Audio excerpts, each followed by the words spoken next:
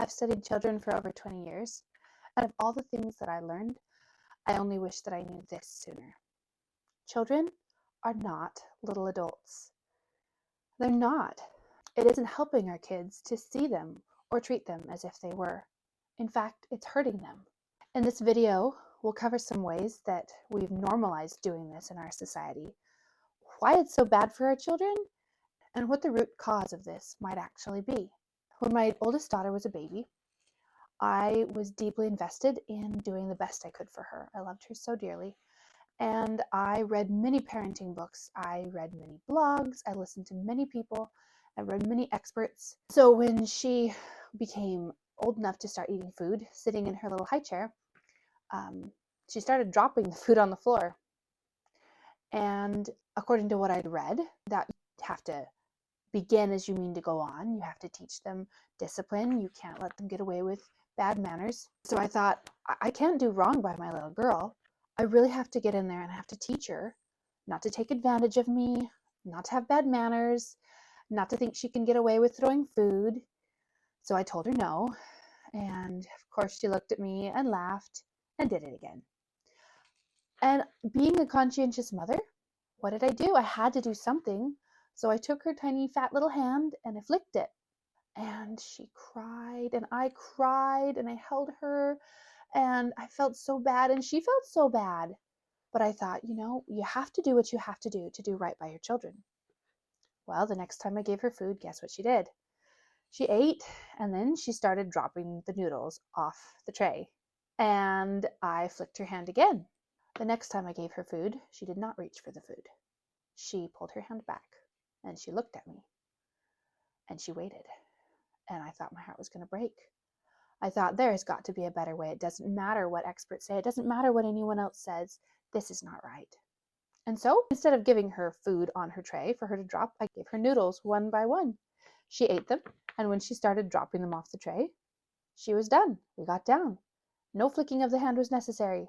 She's 14 years old now, and we have not had any problems with her dropping food on the floor, or taking advantage of me, or thinking that she can make a mess. See, that was very normal baby behavior. It didn't mean anything about who she was going to be as an adult. It didn't mean anything about our relationship.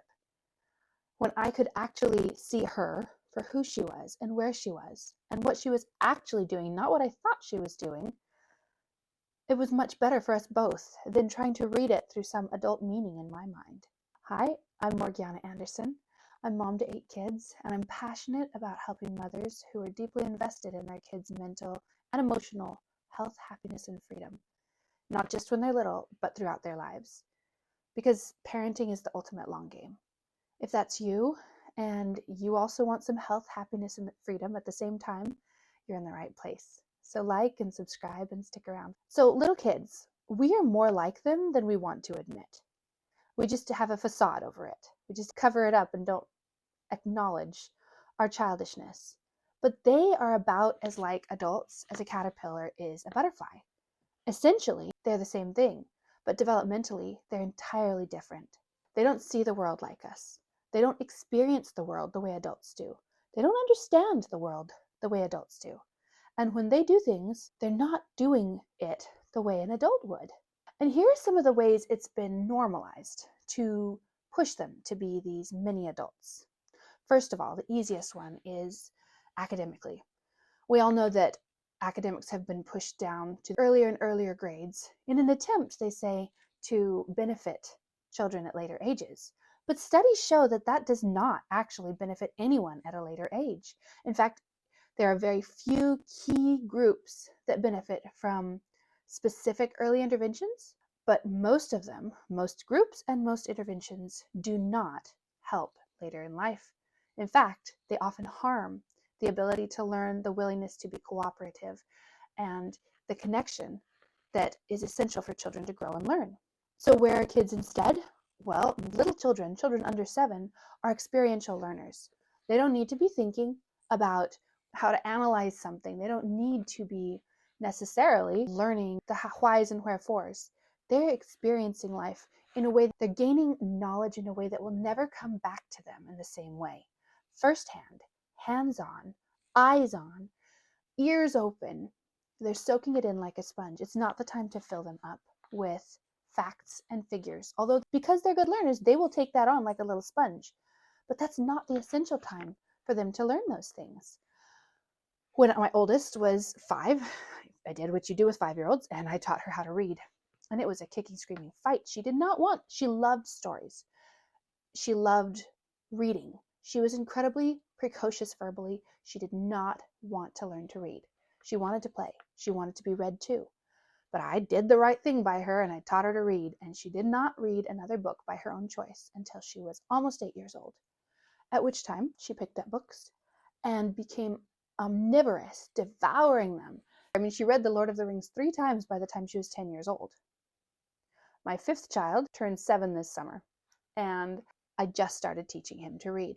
And it's not a fight. It's not hard. He's happy to do it.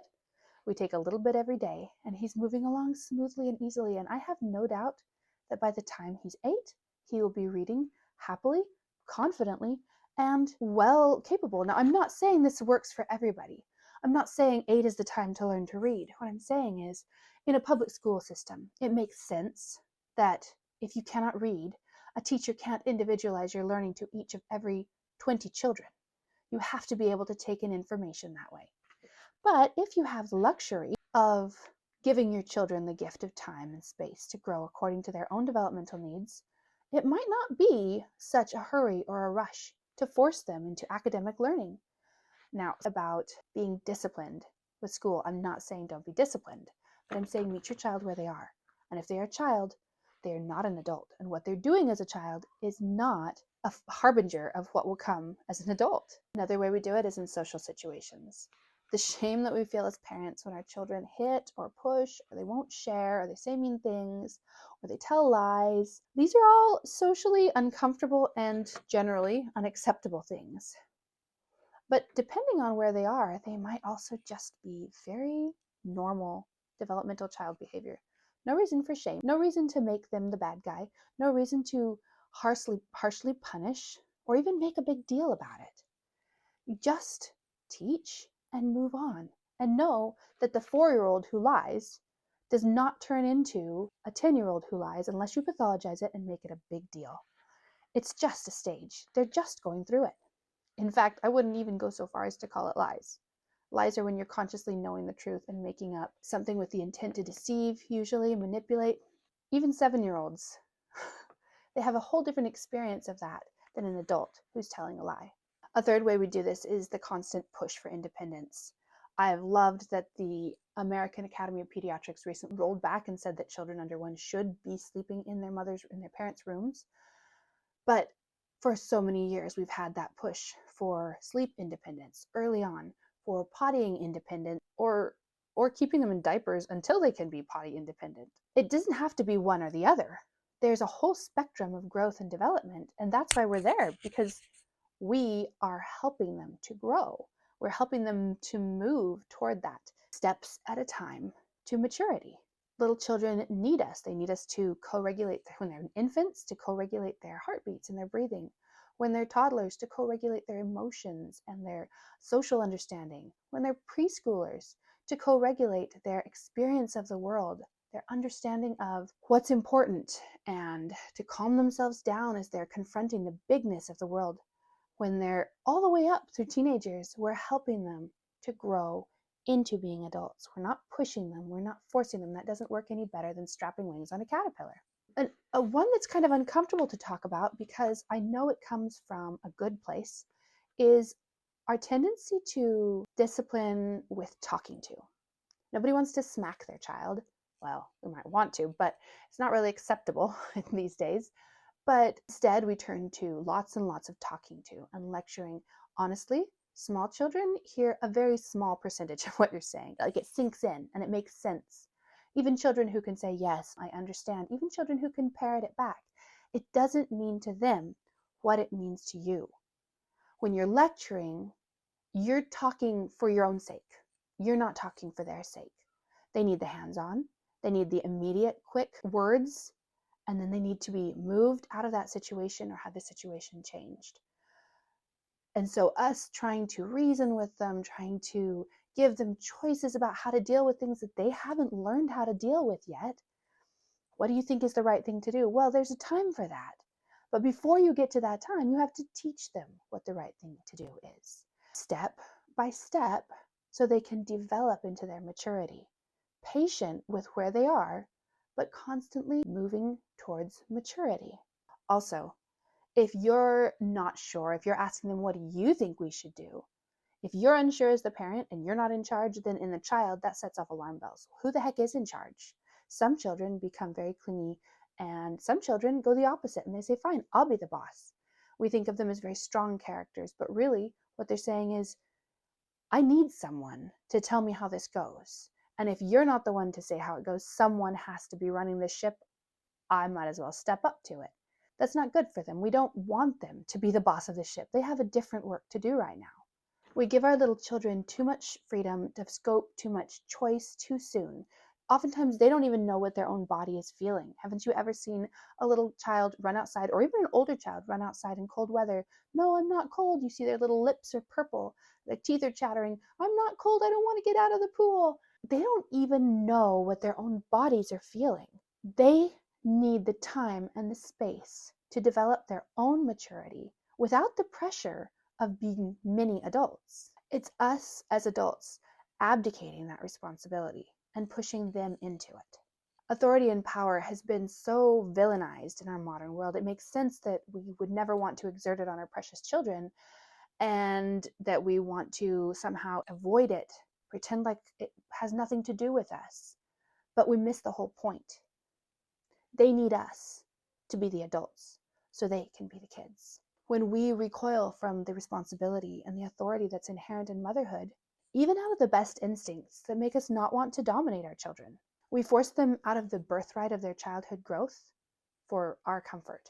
Maturation doesn't come from this forced facade of growth. To quote the old saying, you can't force a daisy to grow up by pulling on it. You have to give it the circumstances and the time to come to its own blooming. It's the same thing with kids. If they do have to show up as if they are more mature than they are, do you know what happens? They get stuck back at that place where they didn't actually get to grow up. Their inside maturity is still back there in the toddler who didn't get to cry the way toddlers get to, the way toddlers need to, even though outside they know how to keep a calm face. That was back where we are supposed to hold the space for them to grow. If they had to hold the space because we can't handle it, they still have growth that needs to happen. Kids don't need to solve the world's problems. They don't need to provide for themselves. They don't need to be now what they will be at 25. They are our hope for the future, but they don't need to carry that expectation around right now. Childhood is valid and important in its own way. We are the mothers, the protectors of that essential period. As Professor Gordon Neufeld says, we may not have all the answers, but we should be their answer. And if you're not feeling too sure about how you can do that, grab my free masterclass, it's pinned below, and get into it. See if you can get comfortable with some of the aspects of motherhood that are difficult for you so that you can step in, mother yourself and mother your child.